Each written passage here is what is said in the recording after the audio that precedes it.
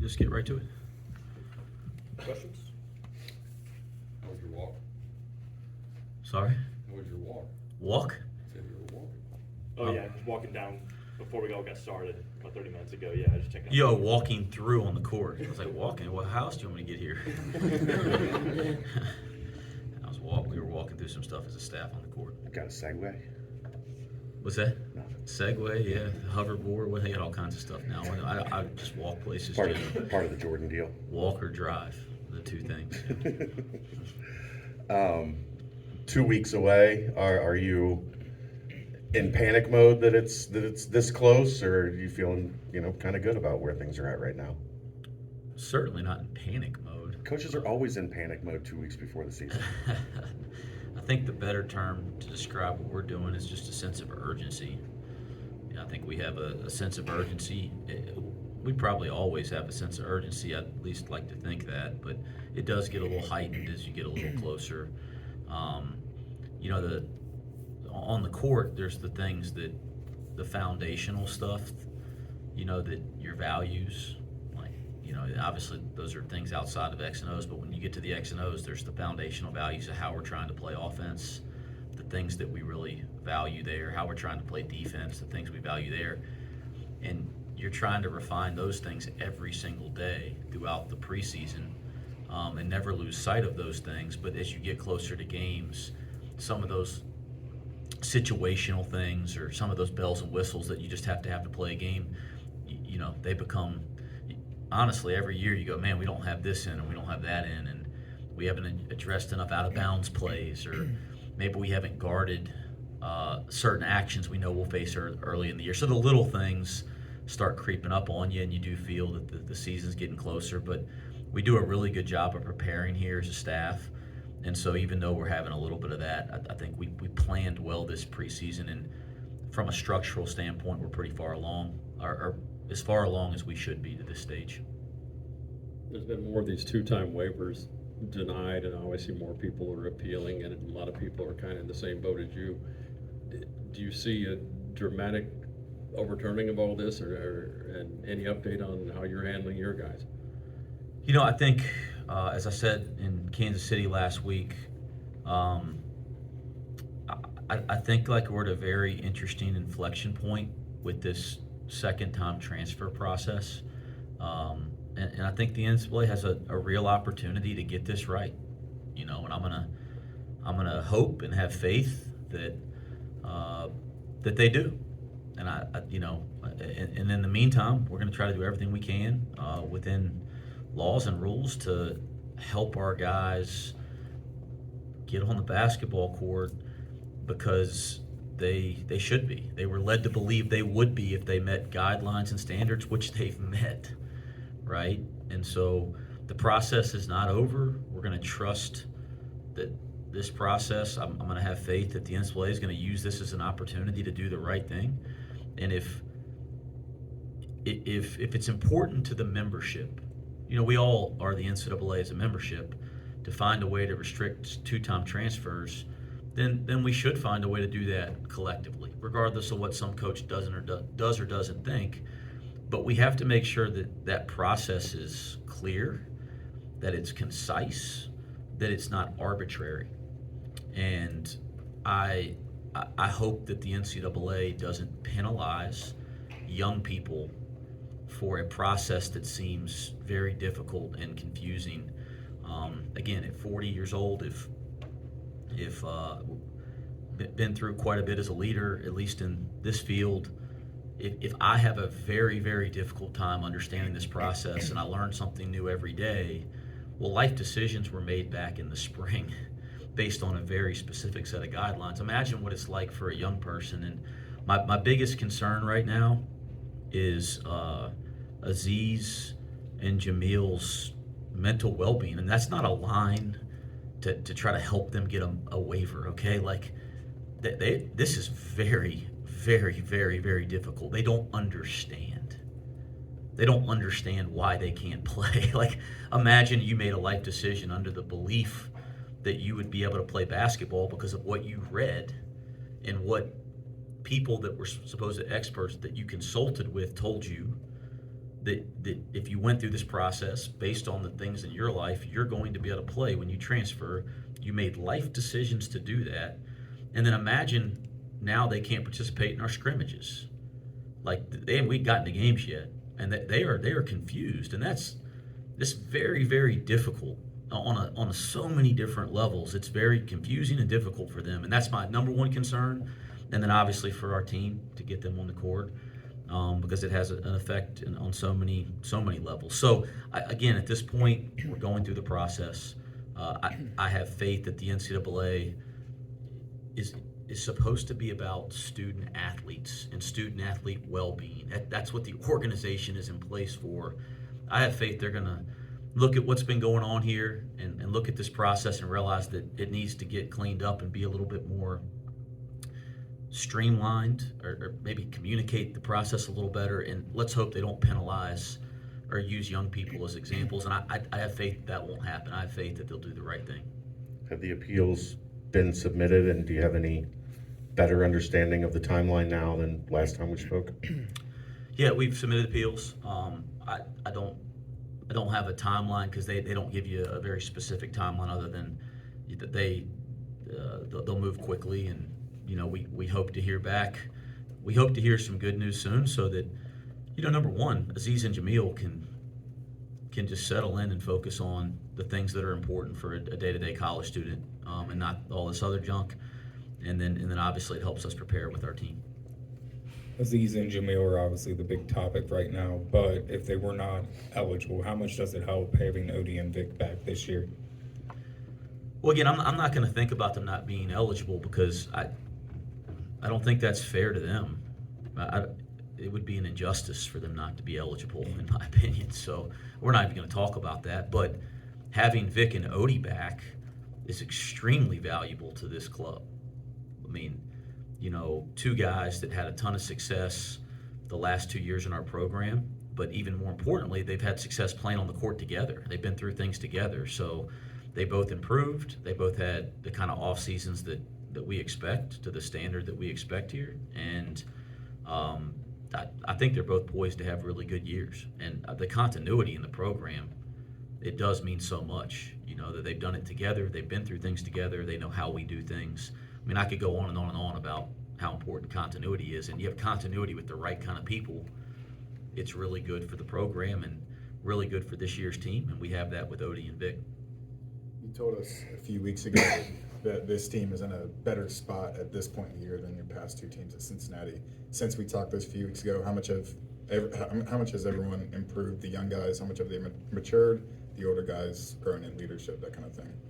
Yeah, we're starting to try to become a basketball team, right? And I think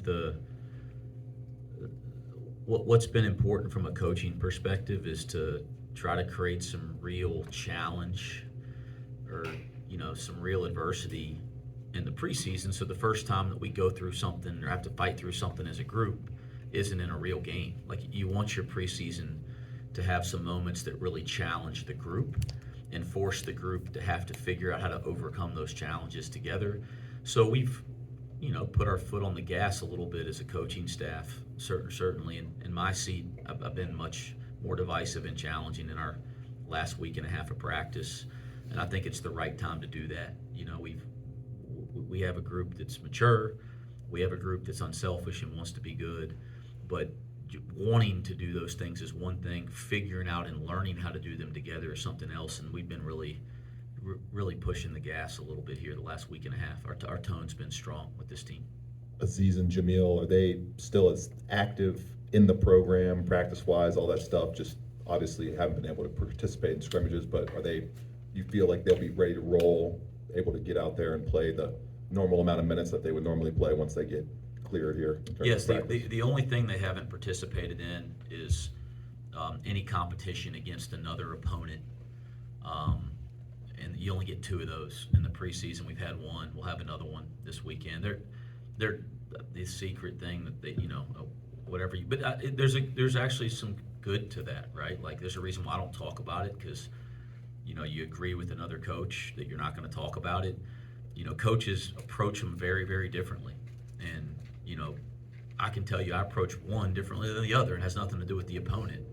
So to try to analyze based on scores and box scores and stuff, we don't approach it like a game. So it'd be silly to have media and other people, analyze it like a game, because we're using it as a glorified practice. But anyway, those two events, if they're not eligible to compete in games, or they're not eligible to compete in those closed door scrimmages. So outside of those 2 dates in our preseason, they're cleared to participate in everything else that we do. So they should be as in good a condition as anybody on our team. You're replacing 4 of your top 5 scorers from last year. How do you feel like this team offensively is stacking up to deal with that, especially the guards and wings that are, asked to fill Dave and Landers and JD's kind of production from last year? Yeah, it's the makeup of the team is so much different that the direct comparisons probably are a waste of my time and energy and unfair, right? I think our style of play with this group is really evolving. I wouldn't say totally changing, because the foundational things have mattered, but it's really evolving. We're playing significantly faster, right? I mean, significantly faster. We have real depth. Like, you hope that continues, but we have real depth. We're playing significantly faster. We're in the open court in advantage situations more consistently. The ball, we're really emphasizing ball movement with this group. And, if you thought about our team this time last year, you had 2 guys, like Dave being number 1. I mean, some of your best offense in the half court was like, get Dave the ball where he's comfortable and get the heck out of his way.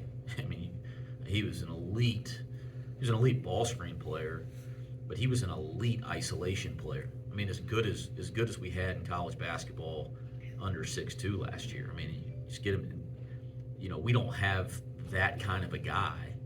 And that's not a knock on anybody, but we don't have somebody that has those strengths. So we're trying to generate offense by creating more advantages and more ball and player movement, more advantages in the open court. We focused a lot more this year on executing offensive sets. And again, Landers Nolly had some elite skills that he could kind of make some things happen with his skill and size when there wasn't a lot there. And then obviously Jeremiah was such a threat beyond the 3-point line, and every team was so worried about that. Our makeup of our best offensive players a year ago was different than the makeup of this group of offensive players, so we're approaching it differently. So to compare would be a little unfair. And the other thing, it's going to be a little offensive process, Chad, with this team, because quite frankly, we'd had Dave for a year and some change, so we kind of knew, like, where do you make sure Dave has the ball, like, and where's his role? You knew that going into the year, so we could work on that from day one. We had Jeremiah for a year, so we kind of knew exactly the right places that we thought he should be used. We're still kind of figuring that out with this group, and certainly you learn a lot more when you play against somebody else than when you play against yourselves in practice. So we're learning a lot against ourselves, but shoot, we jumped up and scrimmaged somebody else, and you go, oh, well, that's a little different against a different style of defense, or a different style of defense that isn't the scout team, right? So it's going to be a little bit of a process, but I think there's some trends with this team that'll be much different than the last. And that doesn't say anything good, bad, or indifferent. I mean, we were really explosive at times last year, so I was proud of who we became as an offensive team. You mentioned that fans are really going to like Jizzle James, but you've compared him to Dave on occasion a little bit. I know he's not Dave yet, but I mean, his work ethic and things like that. I was like, how did I compare him to Dave? I was trying to remember that. Yeah, just coming in and, coming early, staying late, that type thing. Listen, you guys say that I'm comparing a freshman to David Joy. David Joy's just going to FaceTime me before I leave this press conference, asking me I can't compare any freshman to him. But no, Dave to me is the standard for how you approach the work you do outside of practice in this program. He set the standard for what that looks like, what you do when you're not practicing.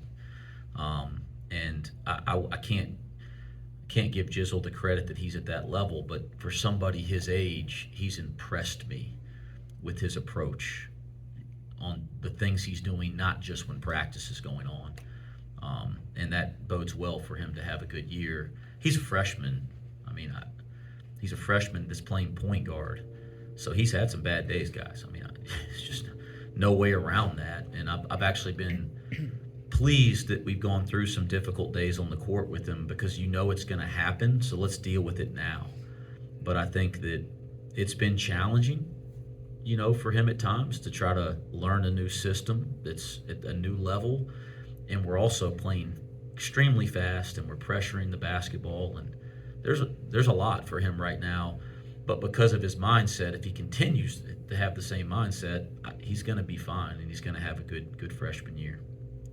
Davion Thomas, you know, you talk about Jizzle a lot because, you know, deservingly so, but Davion Thomas has been really solid thus far at point guard. I think any of the players would say that, and I think our coaching staff would say that he might not have had the biggest name in recruiting coming from junior college, but he's been pretty dang good so far. But he's going to have some adjustment as well, and we're trying to make sure they go through some of that now, not just when games start.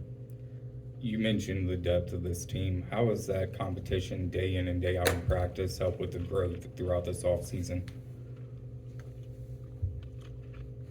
You know, like, I just believe in what you just said.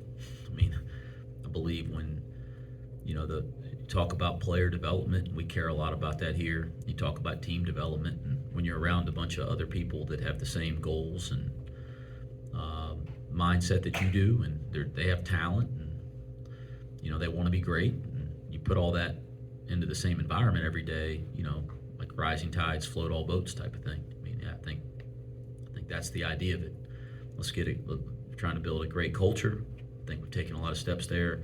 We're trying to get the right people to fit into that, and we hope that all of us help elevate each other, and that's the idea. That's where real growth happens. Iron sharpens iron, some might say. Iron sharpens iron. You referencing my buddy.